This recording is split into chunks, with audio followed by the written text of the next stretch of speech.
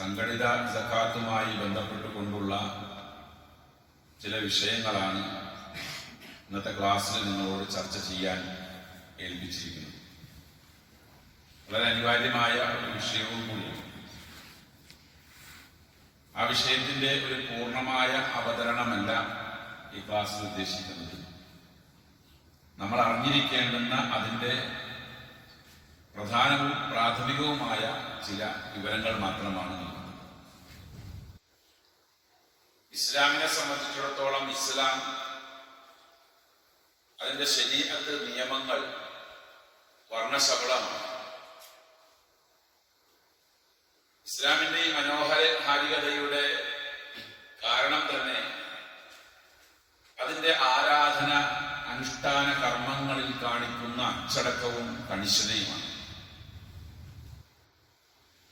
ഒരു മുസ്ലിമിനെ സംബന്ധിച്ചിടത്തോളം മുസ്ലിമിന്റെ ജീവിതത്തിൽ ഇസ്ലാമിക ശരീഅത്തിന്റെ എല്ലാ വശങ്ങളെയും പൂർണ്ണമായും അംഗീകരിക്കുകയും അനുഷ്ഠാനം വരുത്തുകയും ചെയ്യുമ്പോഴാണ് അയാൾ ഒരു യഥാർത്ഥ മുസ്ലിമായി തീരുന്നത്. 5 നേരം നിസ്കരിച്ചത് കൊണ്ട് മാത്രം അയാളൊരു പൂർണ്ണതയിലെത്തിയ മുസ്ലിം എന്ന് പറയാൻ കഴിയില്ല.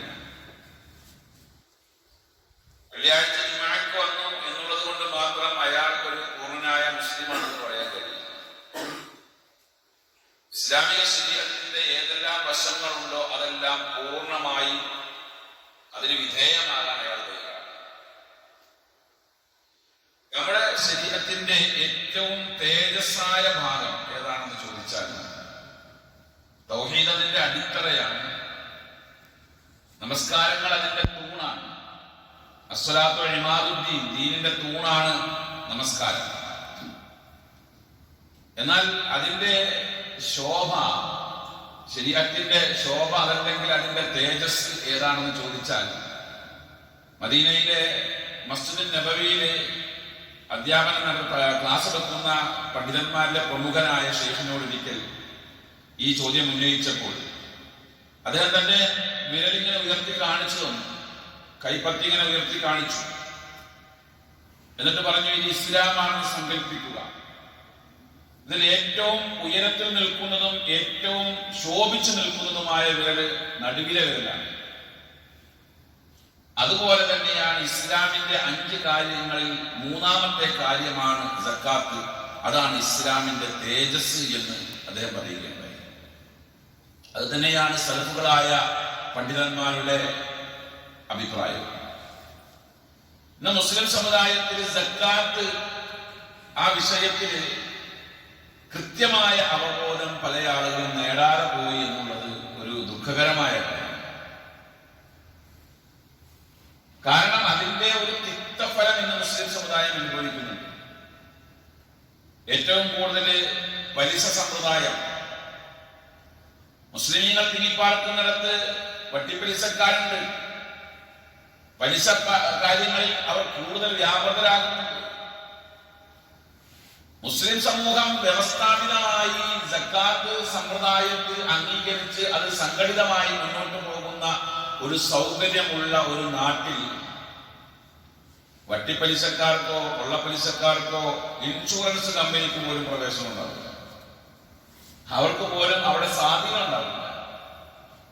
കാരണം അത്രമാത്രം വിശാലമാണ് സക്കാത്ത്, അത്രമാത്രം ശക്തമാണ് സക്കാത്തിന്റെ ഇടപെടൽ. അതുകൊണ്ടാണ് ഞാൻ പറഞ്ഞത്, നമ്മുടെ ആളുകൾ ആ വിഷയത്തെ പറ്റി കൂടുതൽ അറിയാതെ പോയിട്ടുണ്ട്.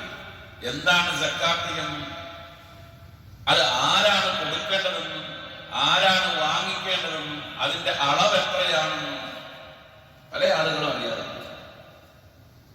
താത്വികമായൊരു പഠനമല്ല ഞാൻ നടത്തുന്നത്, മറിച്ച് ഞാൻ മുമ്പ് പറഞ്ഞതുപോലെ ഒരു പ്രാഥമികമായ ചർച്ച മാത്രമാണ്. ഇസ്ലാമിൽ ആദ്യമായിട്ടുണ്ടായ ആവാന്തര വിഭാഗം ആരാണെന്ന് ചോദിച്ചാൽ സക്കാത്ത് നിഷേധികളായി.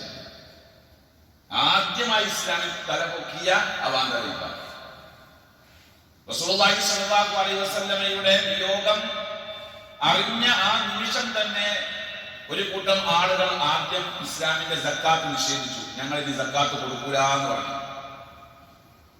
അതിനവർ പല കാരണങ്ങളും പറഞ്ഞു. അവരോടാണ് മഹാനായ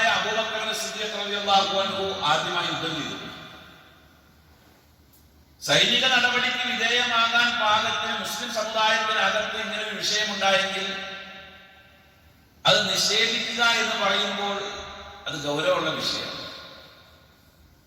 ഉമർ ഇബ്നുൽ ഖത്താബ് റളിയല്ലാഹു അൻഹു ചോദിച്ചു, സക്കാത്ത് നിഷേധിക്കുന്ന ആളുകളോട് നമ്മളെങ്ങനെ യുദ്ധം ചെയ്യുക? അവർ മുസ്ലിമീങ്ങളല്ലേ? ആരെങ്കിലും മൻ സല്ലാ സ്വലാത്തനാ വസ്തഖ്ബല ഖിബ്ലതനാ വഅഖല ദബീഹതനാ ഫഹുവ മിന്നാ, ആരെങ്കിലും നമ്മൾ നിസ്കരിക്കുന്നത് പോലെ നിസ്കരിക്കുകയും നമ്മളുടെ ഖിബ്ലയിലേക്ക് തിരിഞ്ഞു നിൽക്കുകയും ചെയ്യുന്ന ആളുകൾ, നമ്മൾ അറുത്തത് ഭക്ഷിക്കുകയും ചെയ്യുന്ന ആളുകൾ, അവർ നമ്മുടെ കൂട്ടത്തിൽപ്പെട്ടതാണെന്ന് അല്ലാഹു റസൂൽ പറഞ്ഞിട്ടില്ലേ?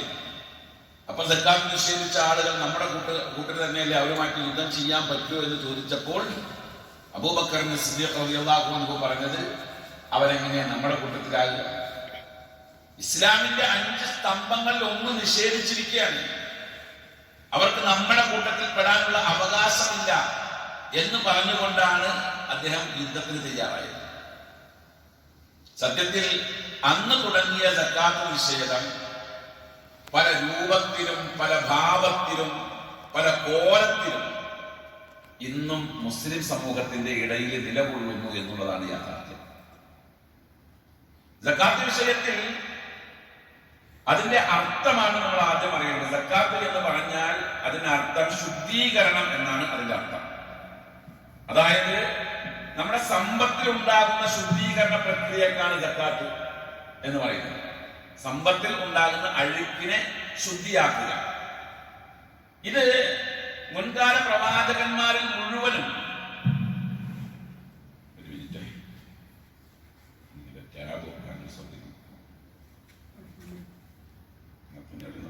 കഴിഞ്ഞ പ്രവാചകന്മാരിൽ മുഴുവനും സക്കാത്ത് സമ്പ്രദായം ഉണ്ടായിട്ടുണ്ട്. വിശുദ്ധ ഖുർആനിലെ 21-ാം അധ്യായം സൂറത്തുൽ അംബിയായിലെ 73-ാമത്തെ വചനം, അതുപോലെ 19-ാം അധ്യായം സൂറ മറിയമിലെ 54-55 വചനങ്ങൾ, 7-ാം അധ്യായം സൂറത്തുൽ അഅറാഫിലെ 156-ാം വചനം, 19-ാം നമ്പർ സൂറ മറിയമിലെ 31-ാമത്തെ വചനം.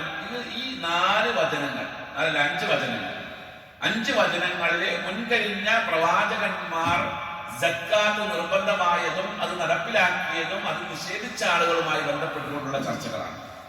നമ്മളതിലേക്ക് പ്രവേശിക്കുന്നില്ല, വിഷയം നീണ്ടു പോകുന്നുള്ളതുകൊണ്ട്. അത് ഒരു കാര്യം പറയാതിരിക്കാൻ കഴിയില്ല. റസൂലുള്ളാഹി സ്വല്ലല്ലാഹു അലൈഹി വസല്ലമയുടെ പ്രബോധന കാലഘട്ടത്തിന് മുമ്പ് ആ കാലഘട്ടത്തിൽ ജീവിച്ചിരുന്ന ആളുകളാണ് ജാഹിലിയ്യക്കാർ. ജാഹിലിയ്യ മക്കക്കാർ. ആ ജാഹിലിയ്യ മക്കക്കാർ പോലും സക്കാത്ത് അംഗീകരിക്കുകയും അത് കൊടുക്കുകയും ചെയ്തിരുന്നു.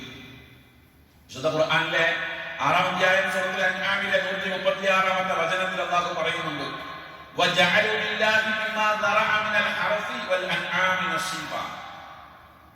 അവർ അല്ലാഹുവിന് വേണ്ടി അവരുടെ കൃഷി ഉൽപ്പന്നങ്ങളിൽ നിന്നും അവരുടെ കന്നുകാലികളിൽ നിന്നും ഒരു വിഹിതം സക്കാത്തായി അവർ മാറ്റി വെച്ചിരുന്നു. പക്ഷെ അവരുടെ സക്കാത്തിന്റെ പ്രശ്നം എന്തായിരുന്നു വെച്ച് കഴിഞ്ഞാല്, സക്കാത്തിന്റെ ഓഹരി അവര് മാറ്റി വെച്ച് കഴിയുമ്പോൾ അതിനെ അവർ രണ്ടാക്കും. എന്നിട്ട് ഒരു വിഹിതം അള്ളാഹുവിന് വേണ്ടി സക്കാത്ത്, അള്ളാഹിന്റെ സക്കാത്ത് അള്ളാഹ് കൊടുക്കാൻ, ഒരു വിഹിതം മരിച്ചുപോയ മഹാത്മാക്കൾ. അങ്ങനെ 2 വിഹിതമാക്കും അവരുടെ സക്കാത്തിന്റെ ഓഹരി.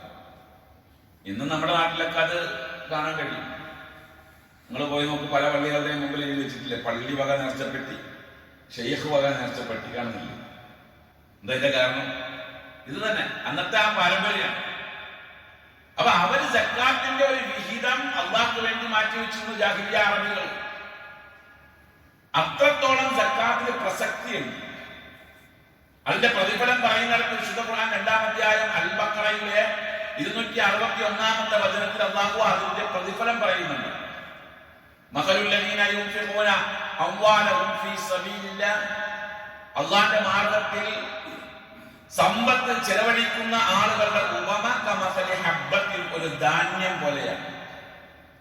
അമ്പത്തത്ത് സബഅ സനാബില, ആ ധാന്യത്തിൽ നിന്നും 7 കതിരുകൾ ഉണ്ടായി. ഫീ കുല്ലി സുംബുലത്തിൻ മിഅതു ഹബ്ബ, ഓരോ കതിരിലും 100 ധാന്യങ്ങൾ ഉണ്ടായി. വല്ലാഹു യുദാഇഫു ലിമൻ യശാ, അള്ളാഹു അവൻ ഉദ്ദേശിക്കുന്നവർക്ക് അതിന്റെ ഇരട്ടി കൊടുക്കും.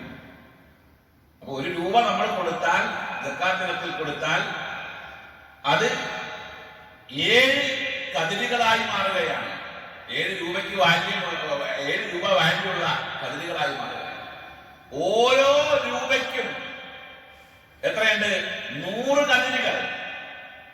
അങ്ങനെ അതിന്റെ വലിപ്പം അല്ലാഹു തആല വിശദീകരിച്ച് പറഞ്ഞിട്ട് പറയാണ്, അതൊരു കണക്ക് പറഞ്ഞു എന്നുള്ളൂ. വല്ലാഹു യുളാഇഫു ലിമൻ യശാ, അതിന്റെയും മുകളിൽ അല്ലാഹു തആല ഉദ്ദേശിക്കുന്നവർക്ക് കൊടുക്കുന്നതാണ്. അപ്പൊ സക്കാത്തുമായി ബന്ധപ്പെട്ടുകൊണ്ടുള്ള ഈ ഒരു പ്രധാനമായ ഒരു കാര്യം നിങ്ങളുടെ ശ്രദ്ധയിലേക്ക് ഉണ്ടാകുക. എന്താ സക്കാത്ത്? അതുകൊണ്ടുള്ളതായ ലക്ഷ്യം, അതുകൊണ്ടുള്ള ലക്ഷ്യം സാമ്പത്തിക വളർച്ച തന്നെയാണ്. കാരണം സക്കാത്ത് ഉള്ളിടത്തെ സാമ്പത്തിക വളർച്ച ഉണ്ടാകുള്ളൂ. ഒരു കൂട്ടം സമ്പന്നന്മാരുടെ കയ്യിൽ മാത്രം പണം ഉണ്ടാവുകയും പാവപ്പെട്ടവൻ അതേ അവസ്ഥയിൽ ജീവിക്കുകയും ചെയ്താൽ അവിടെ സമ്പത്ത് വളരില്ല,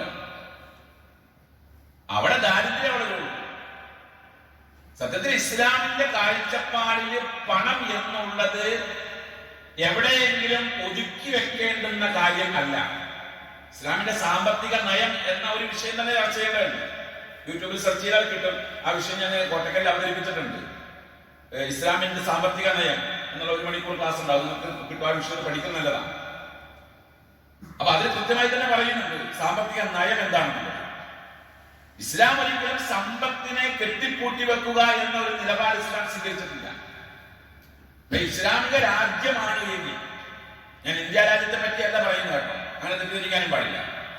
ഇസ്ലാമിക രാജ്യമാണ് എങ്കിൽ ആ ഇസ്ലാമിക രാജ്യത്ത് ഒന്നും ഇല്ലാതെ ഒരു സ്ഥലം ഒഴിഞ്ഞു കിടക്കുന്നുണ്ട് എങ്കിൽ, ഒരു പണി ചെയ്യുന്നില്ല, ഒരു വർക്കും ചെയ്യുന്നില്ല, ഒഴിഞ്ഞിങ്ങനെ കിടക്കുകയാണ് എങ്കിൽ ഒരു വേണമെങ്കിൽ ആ സ്ഥലം വളച്ച് കെട്ടിയിട്ട് അവിടെ ഉപയോഗക്രമമാക്കി എടുക്കാൻ കഴിയും.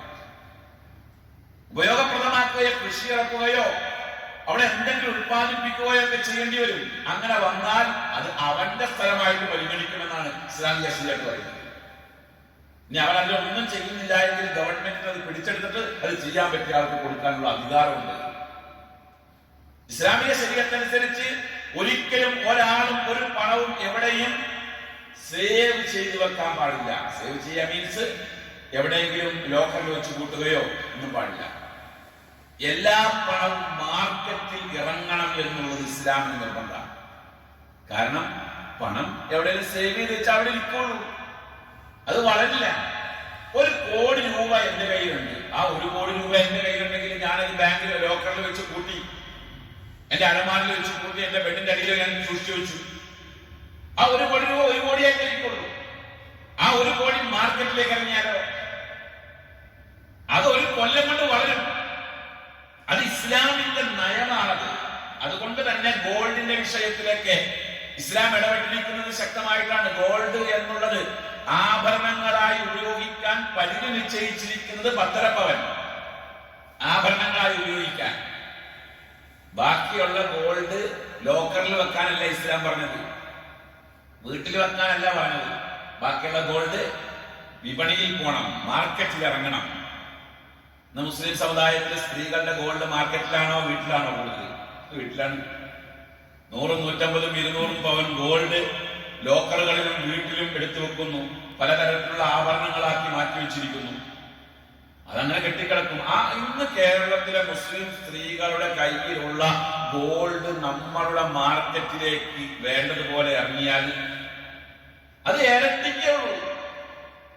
അപ്പൊ സാമ്പത്തിക വളർച്ചയാണ് സക്കാത്തിലൂടെ ഇസ്ലാം ലക്ഷ്യം വെക്കുന്നത്. ദാരിദ്ര്യം എന്നുള്ളത് എടുത്തു കളയുക എന്നുള്ളത് ഇസ്ലാമിന് നിർബന്ധമാണ്. കാരണം ദാരിദ്ര്യത്തെ ഇസ്ലാം അത്ര ഇഷ്ടപ്പെടുന്നില്ല. പല ആളുകളും അങ്ങനെ കരുതിയിട്ടുള്ളത്. ഇസ്ലാം ദാരിദ്ര്യത്തെ വല്ലാണ്ട് ഇഷ്ടപ്പെടുന്നു, ദരിദ്രനായിട്ട് ജീവിക്കുന്നതിനെ പറ്റിയാണ് ഇസ്ലാം പഠിപ്പിക്കുന്നത്. അല്ല, അങ്ങനെ എവിടെ ഇസ്ലാം പറഞ്ഞിട്ടില്ല.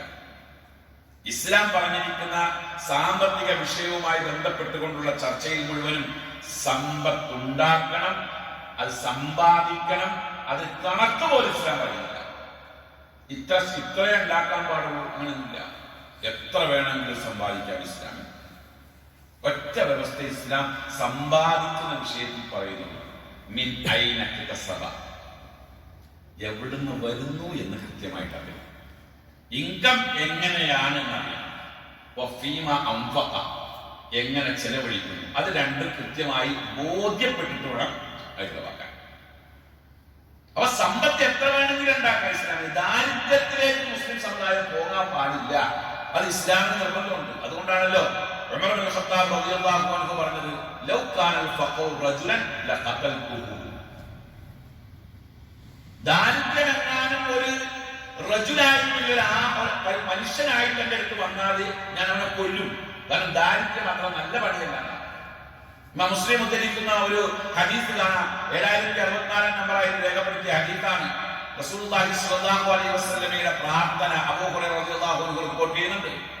നബി സല്ലല്ലാഹു അലൈഹി വസല്ലം ഉറങ്ങാൻ കിടക്കുമ്പോൾ നടത്തുന്ന ഒരു പ്രാർത്ഥനയാണ്. എന്താ? അല്ലാഹുമ്മ റബ്ബസ് സമാവാതി സബഇ വൽ അർളി സബഇ റബ്ബനാ റബ്ബ കുല്ലി ഷൈഇൻ ഫാലികൽ ഹബ്ബി വൻ നവാ മുനസ്സിൽ തൗറാത്തി വൽ ഇൻജീലി വൽ സബൂരി വൽ ഫുർഖാൻ നഊദു ബിക അൻ ശർരി കുല്ലി ഷൈഇൻ അൻത ആഖിറുൻ ബിനാസിയ اللهم أنت الأول فليس قبلك شيء وأنت الآخر فليس بعدك شيء وأنت الظاهر فليس فوقك شيء وأنت الباطن فليس فوقك شيء فليس دونك شيء أغننا من الفقر يا رب العالمين.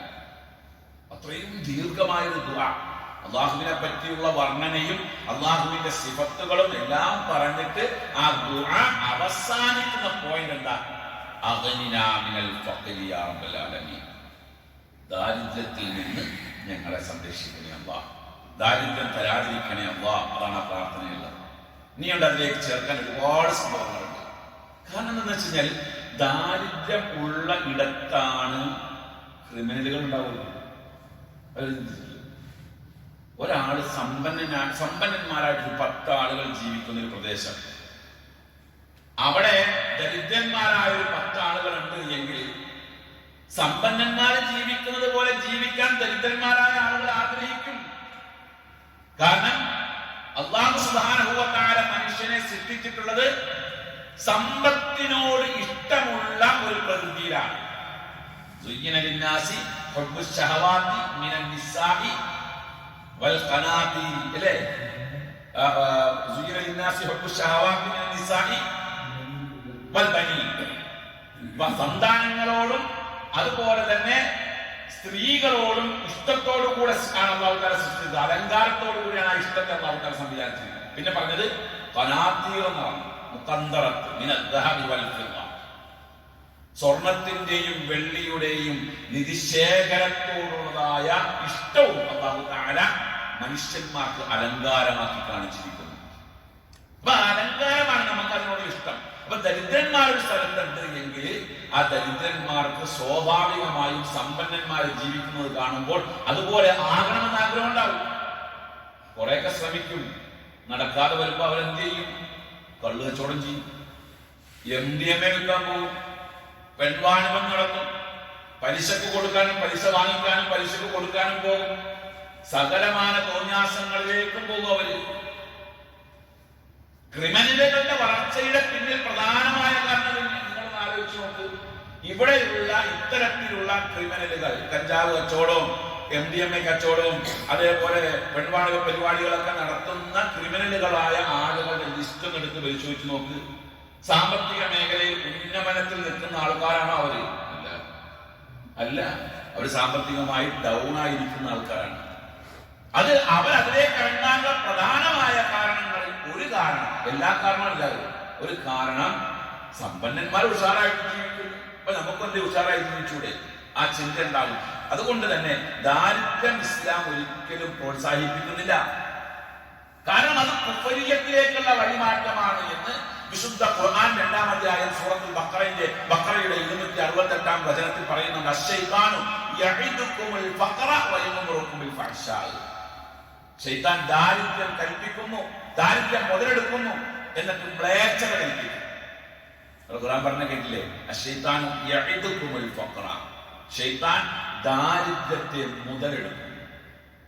ഇതൊക്കെ ദാരിദ്ര്യം ഉണ്ടെങ്കിൽ, പ്രയാസം ഉണ്ടെങ്കിൽ ശൈത്താൻ അവന്റെ അടുത്ത് കൂടും. എന്നിട്ട് പറയും, സാമ്പത്തികമായിട്ട് അവൻ വളർന്നുണ്ടല്ലേ, ഇപ്പം പോകുന്നുണ്ടല്ലേ, ഓരോരുത്തരെ കാണിച്ചു കൊടുക്കും. അങ്ങോട്ടേക്ക് എത്താനുള്ള മാർഗം എന്താ? നമ്മള് എന്തെങ്കിലും തോന്നിയ സമയം ചെയ്യുക, വേറെ വഴിയൊന്നുമില്ല. പൈസ ആയിക്കഴിഞ്ഞാൽ പിന്നെ തൗബ ചെയ്താൽ മതിയില്ല. പൈസ ആയിക്കഴിഞ്ഞാൽ പിന്നെ എന്ത് ചെയ്താൽ മതി? സദഖ ചെയ്തിട്ട് നല്ല ആളായ മതിയല്ലോ. ഇങ്ങനെ മനുഷ്യനെ കൊണ്ട് തോന്നിയാസത്തിലേക്ക് പ്രേരിപ്പിക്കുക എന്നുള്ളത് ദാരിദ്ര്യം ഉള്ളയിടത്ത് ശൈത്താൻ ഇടപെടുന്ന ഒരു രീതിയാണെന്ന് വിശുദ്ധ ഖുർആൻ പറയുന്നു. അല്ലാഹു റസൂലിലേക്ക് ചേർത്തുകൊണ്ട് പറഞ്ഞ ഒരു സംഭവം കൂടെ ഉണ്ട്. ഖാദൽ ഫഖ്റു അൻ യകൂന കുഫ്റ, ദാരിദ്ര്യം കുഫ്രിയത്തിലേക്കാകും. മആദന അല്ലാഹു അൻ ദാലിക്. അല്ലാഹു നമ്മളെ കാത്തുരക്ഷിക്കുമാറാകട്ടെ.